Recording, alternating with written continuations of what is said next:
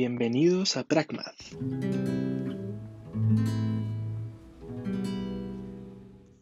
Hola, hoy vamos a trabajar el teorema del coseno.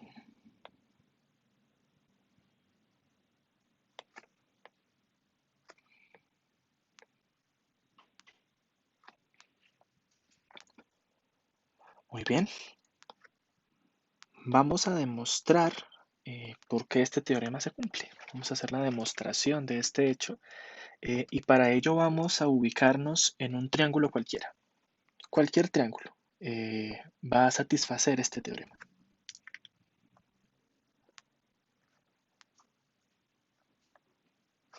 Vamos a pintarlo acá rápidamente.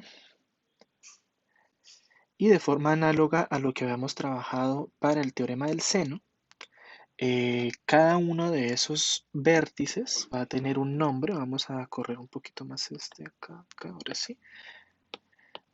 Ok. Este vértice lo vamos a llamar A, este lo vamos a llamar B, este lo vamos a llamar C.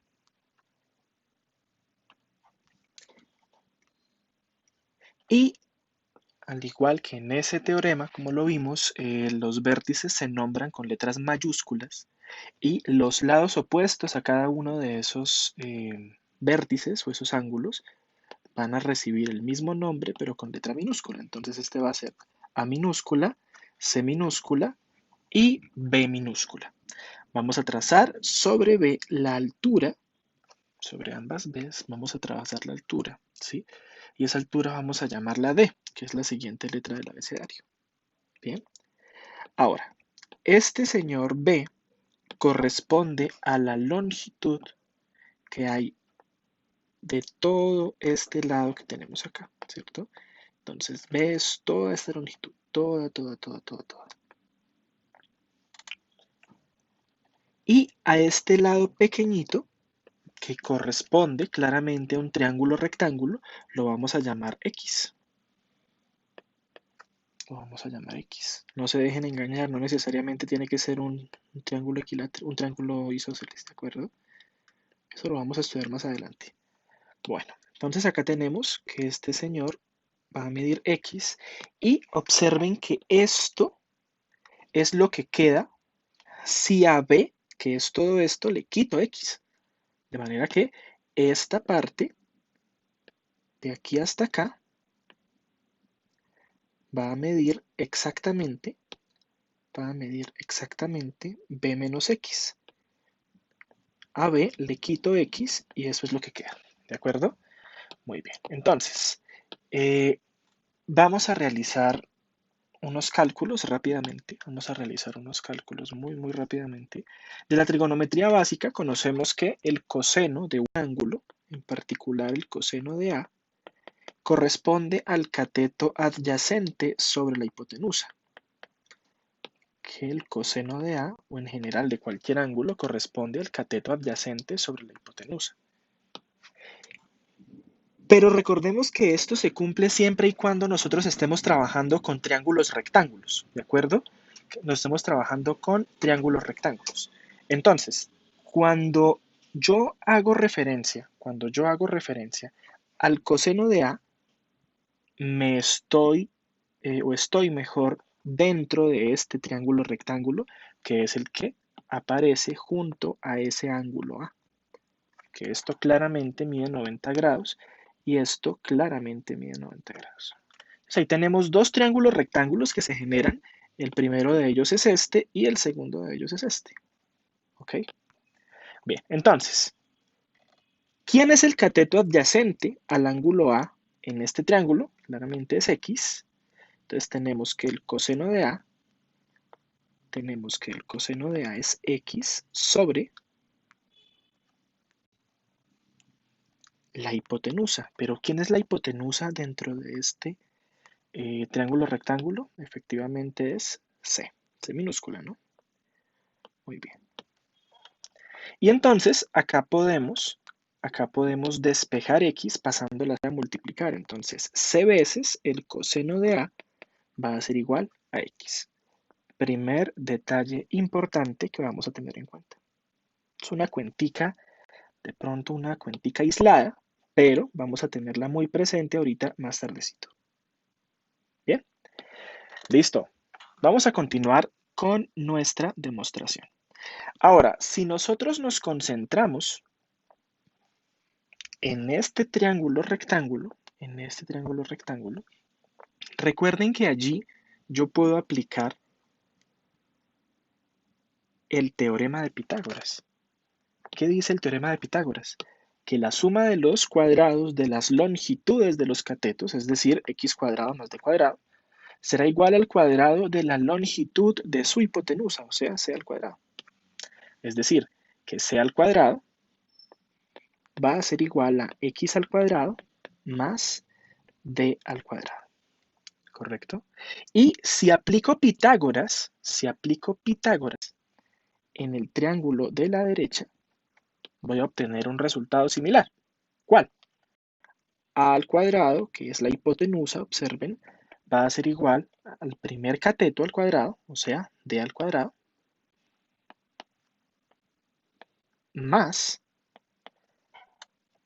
b menos x al cuadrado, que es el cuadrado del segundo cateto.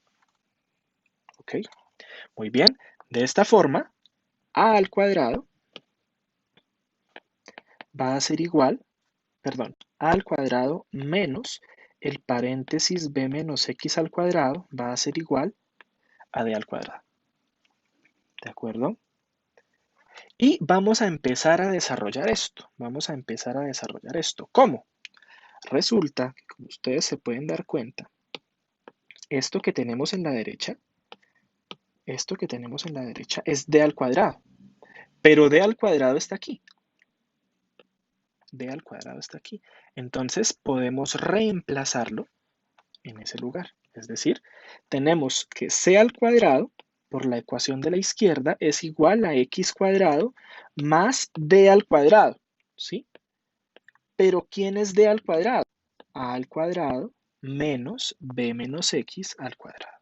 ¿Listo? Entonces esto nos va a quedar más a cuadrado menos b menos x al cuadrado. Muy bien. Vamos a abrir este binomio al cuadrado. ¿Sí? Entonces nos va a quedar c al cuadrado igual a x al cuadrado más a al cuadrado menos, y abro paréntesis y vamos a resolver esto que está dentro. ¿Sí? Entonces, ¿cómo nos queda? Primero al cuadrado menos 2 veces el primero por el segundo más el último al cuadrado. Y recuerden lo que hace un menos antes de un paréntesis. Cambia el signo de todos hechos. Es decir, esto que está al inicio queda exactamente igual y nos queda menos b al cuadrado, que estaba positivo, queda negativo, 2bx, que estaba negativo, queda positivo, y x cuadrado, que estaba positivo, queda negativo. Y observen lo que ocurre. Se nos cancelan las x al cuadrado, las x al cuadrado, ¿cierto? Se nos cancelan las x al cuadrado. Y ahora observen lo siguiente. Resulta que si yo tomo a al cuadrado y la despejo, y envío todo el resto a la izquierda, nos va a quedar que c al cuadrado más, permítanme poner primero la b, es decir, voy a enviar la b al cuadrado que está negativa, va a quedar positiva en la izquierda, o sea, b al cuadrado. Este estaba positivo y sigue positivo, más c al cuadrado. Y observen que esto que es positivo va a pasar a la izquierda negativo, es decir, menos 2 veces b por x.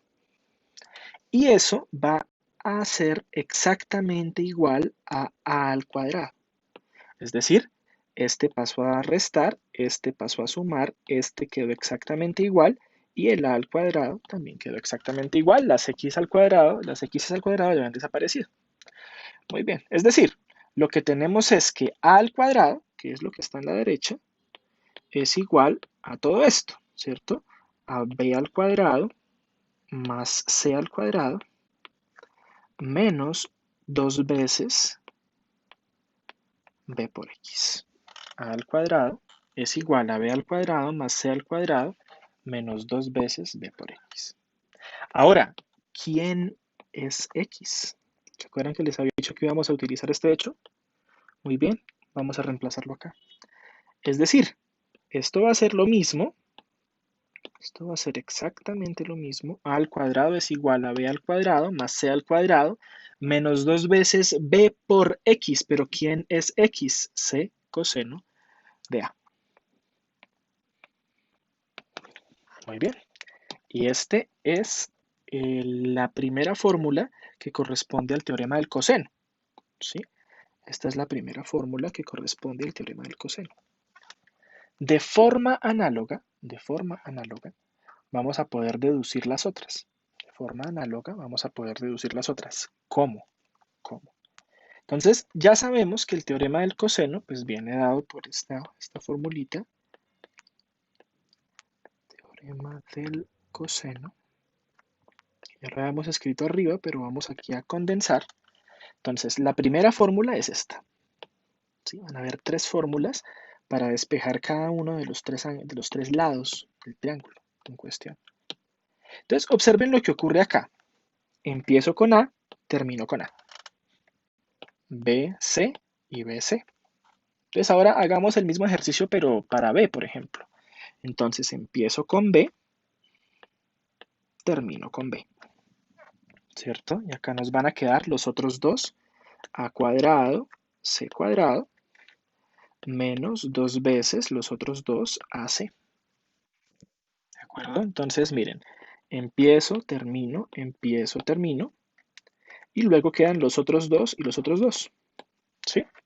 Y finalmente, entonces, C al cuadrado va a ser, termina con el mismo ángulo, los otros dos en la mitad, b cuadrado, bueno, veámoslo en orden alfabético, a cuadrado más b cuadrado, menos ellos dos que faltan, 2ab, por el coseno de c.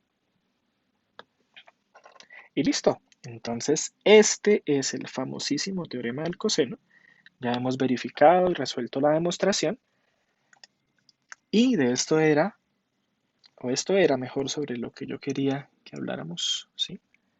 Esto era lo que quería que viéramos hoy.